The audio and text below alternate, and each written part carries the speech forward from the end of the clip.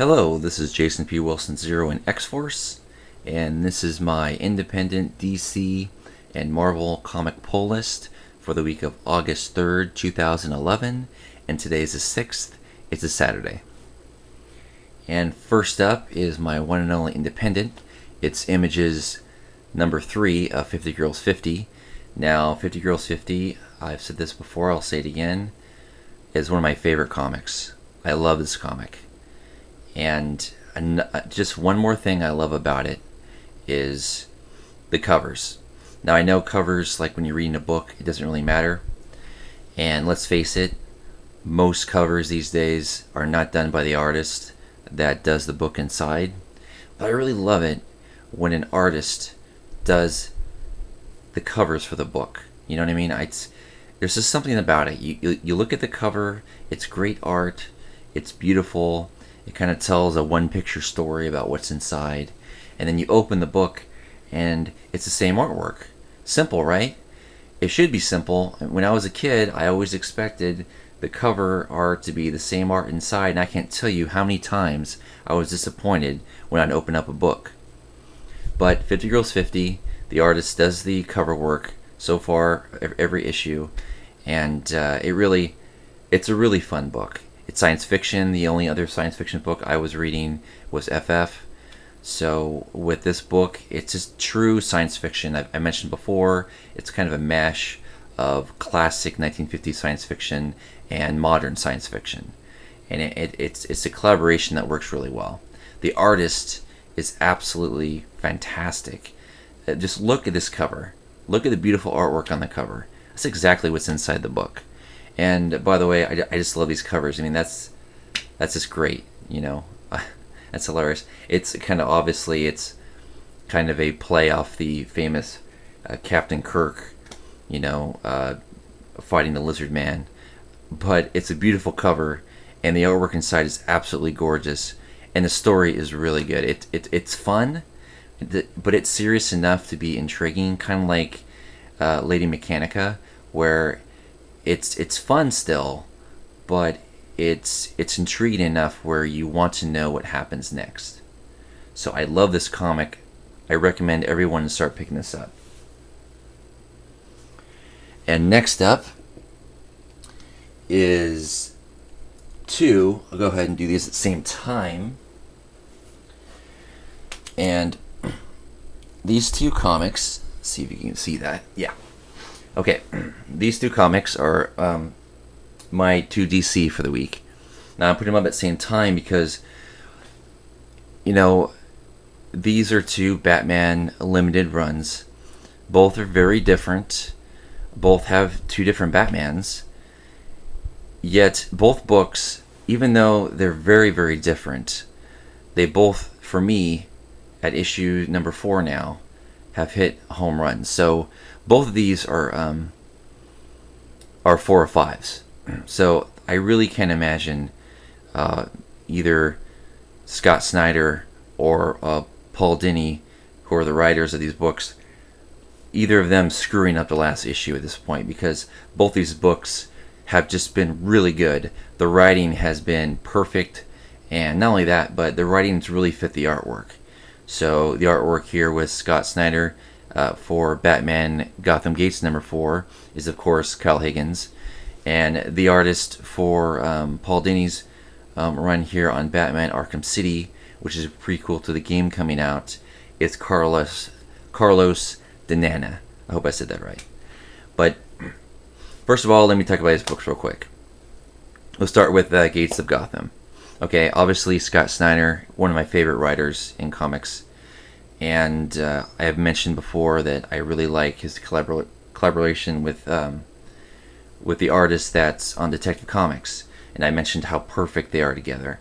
So this collaboration is not quite as good, but it works well. Another artist, Kyle Higgins, really fits the darkness of Scott Snyder's kind of writing. The mystery, kind of the dark side of Gotham. And this story was really interesting because it's kind of like it's taking the past of Gotham and the future of Gotham and making a connection.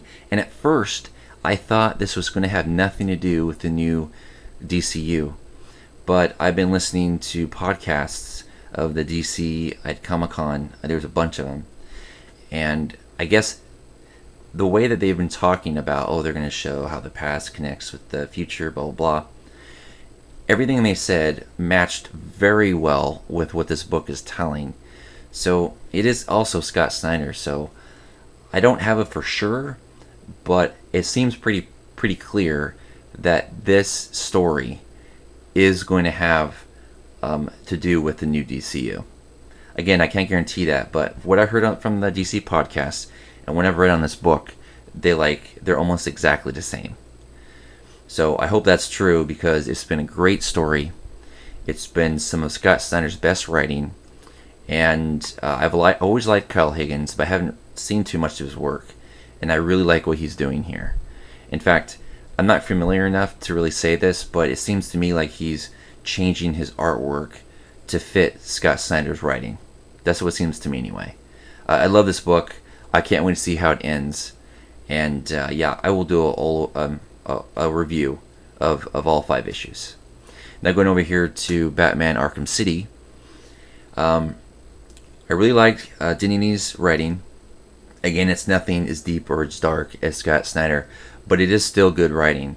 Also, I like Carlos's art style. I actually love his art style. I was trying to recall if I'd seen his artwork before, but I would really have to look into my vault here of books and see if I can find some work that he's been on before, because I love his art style. It's kind of art style I like. Again, the cover and the artists both do the artists in the books both do these covers for these books. So I just love that. I love how they used to never do them, and all of a sudden we're getting artists that I think have pride in the stories that they're doing, so much so that they want to do the covers. So they're actually saying, hey, you know what, I want to do my covers.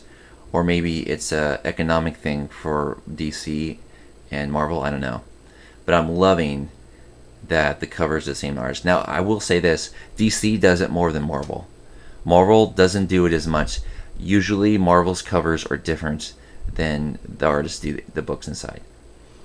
But not for DC recently. I've been seeing a lot of, and Image as well, I've been seeing a lot of artists do their covers, and I love that. But to get back to Arkham City, don't dismiss this series because it's connected to a video game. Yes, the video game the first one was awesome, and I'm sure the second one will be just as good, if not 10 times better. But don't really think, oh, it's kind of like, I personally don't want to read movie comic book tie-ins. I usually don't, because I assume they're going to be crappy.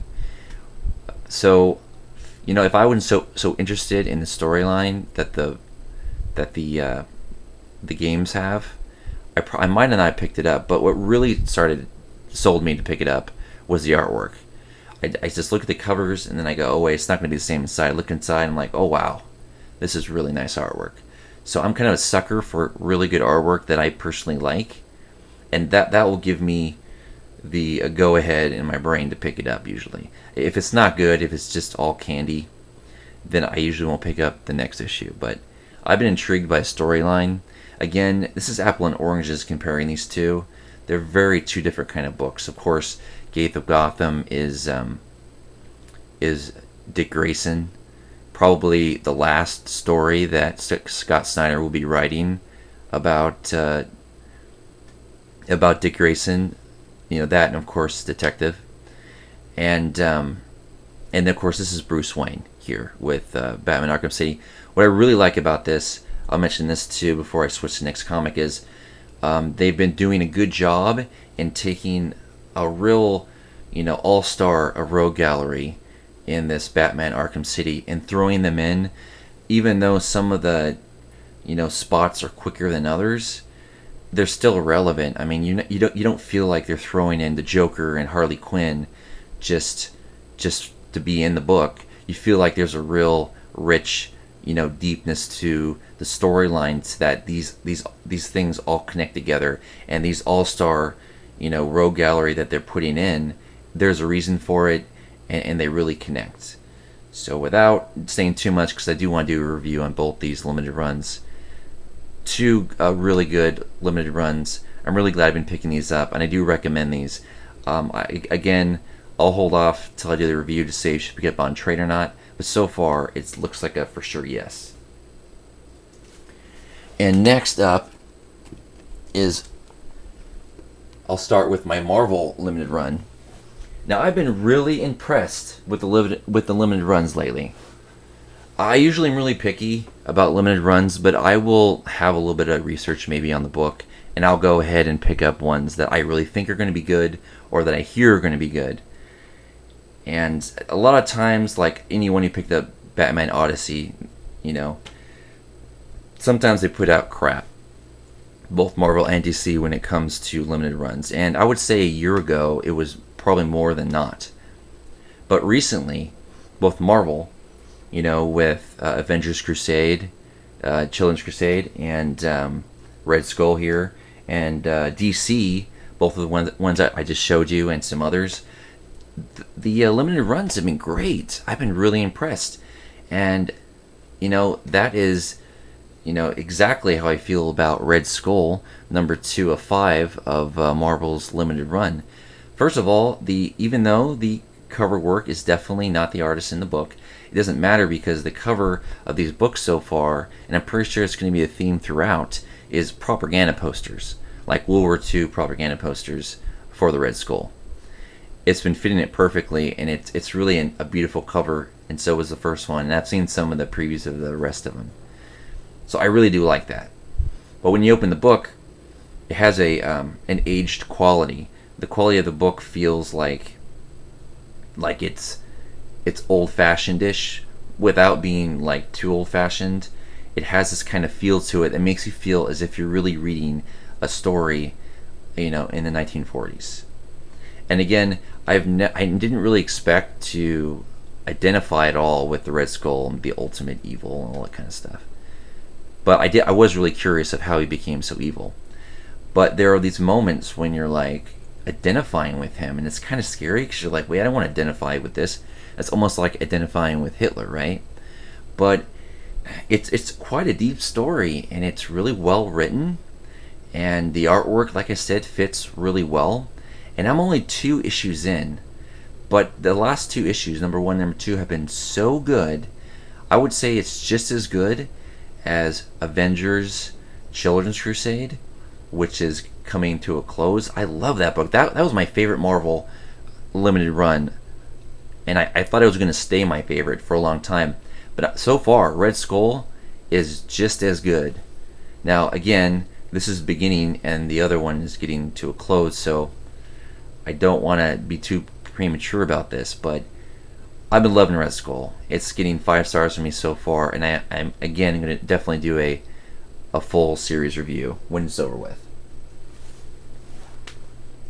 Recommend it, absolutely. Go pick up issue number 1 and pick up issue number 2 and jump on that series. Okay, next up is Hulk: Fear Itself. This is number 38. I'm probably going to start dropping Hulk soon, but not because of the writing isn't good, and not because I've been enjoying the artwork, because both have been very good. I've been enjoying the tie-ins for the Hulk. I think that Parker here has done some of the best Fear Itself tie-ins that isn't part of the main book. Now, I haven't read the full main series, but I have, friends. I read a few issues. I definitely going to pick up trades, but I was impressed with this issue. I actually cared about what was going on. It didn't feel like it was a boom boom bash bash, which I love. That's why I pick up Hulk, right? I love Smash, but there's more to this. You had an alliance, which is a very interesting one, and I really like this. This was a good read, and it'll make me want to hold on to the book maybe a little bit longer. Did enjoy this. Another one I enjoyed, and it's making it hard to let go, is Thunderbolts. Now, it is true, recently I jumped on the Thunderbolts, but I picked up a ton of near mint back issues. I got them online, and I mean, I have a ton of reading to do on Thunderbolts. So much so, it was so many books that I just started with the whole, you know, New Age stuff with Cage taking over the team, because I heard so many good things about it, and you know what? It's all been true. It's been very good, and it's been very interesting. It keeps me from dropping the book. Again, another book that's on the cusp of me dropping, but I'm interested enough when I get done reading that I can't quite let it go. I definitely recommend Thunderbolts for those of you who have extra room to add to your comic reading. But as soon as I am allowed to, by the conclusion perhaps, I think I will be just letting it go so I can make room for some more DC. But I have nothing bad to say about Thunderbolts. It's a really good comic, really good writing, and good artwork. Artwork goes back and forth. Right now, I think it's pretty good. Next up is one I've been reading for a while now, and I'm a real sucker for X-23. I really like her character. I loved her with the last run of X-Force before it turned to Uncanny. And I wanted to know what happens to the character since she wasn't with X-Force anymore, so I ended up picking up her book. And here we're on issue 13, and I've been enjoying it. I loved the crossover with Dakin, Dark Wolverine. Love that. And here, and I loved it with Wolverine and Jubilee recently. And it's the artwork has been good. It's been changing sometimes in the middle of a book, which I don't really like. I don't like it when I have one artist and I'm getting used to it, and then in the middle of the book they switch to another one, and then in the next issue they do the same thing. I don't like that, but the artists have been good, even though maybe their takes on the characters are a little different. I have not seen a bad artwork come from X-23 yet, even though I'm saying I don't like how they handle it. I would prefer an artist does a run and they can switch to another artist for a different run, but not in the middle. Especially not in the same issue. I do not like that. But with that said, X-23 has been very good. The writing has been interesting, and the artwork has been enjoyable. This is a really cool issue. This is the first time FF has jumped on her book, which is pretty cool because they've really been doing a good job with bringing in other heroes, but making it relevant and interesting, even if it is just a one-shot. Usually it's an arc, though. But here we have Spider-Man in his FF uniform and FF there with X-23. Really cool. Like I said, I'm a bit have favoritism towards X-23, but if you like X-23, definitely pick up this book. In fact, the hardback of the last story arc with Dakin, the crossover, the hardback just came out, and I definitely recommend you picking that up. That's a great trade to pick up. And up here, I'm not sure why, but I got it in a with not in a comic book bag, but it came in its own bag, kind of like how 160 did of Ultimate Spider-Man. But I didn't get any other issues like that, but it's cool. I thought it was kind of interesting. So number 4 of Ultimate Fallout, Spider-Man No More. This isn't my favorite of the 4, but it's definitely a must-read. If you're interested in the Ultimate Comics that's coming up here soon, this is really a must-read. So even if you haven't read 1, 2, and 3, you might want to go ahead and just pick up number 4, because it sets up what's happening. And of all the issues, this is probably the most relevant to help you see exactly what's happening. In fact, in this comic, you get to see the new Spider-Man. It was interesting. I didn't think they would reveal the new Spider-Man until his own series came out here. But I do understand why they did it, and it's very interesting, the character they chose. So I enjoyed it. Again, I think this had the most that you need to see and read. It's not my favorite of the issues, but this is definitely a must-read if you're going to pick up the new Ultimate line.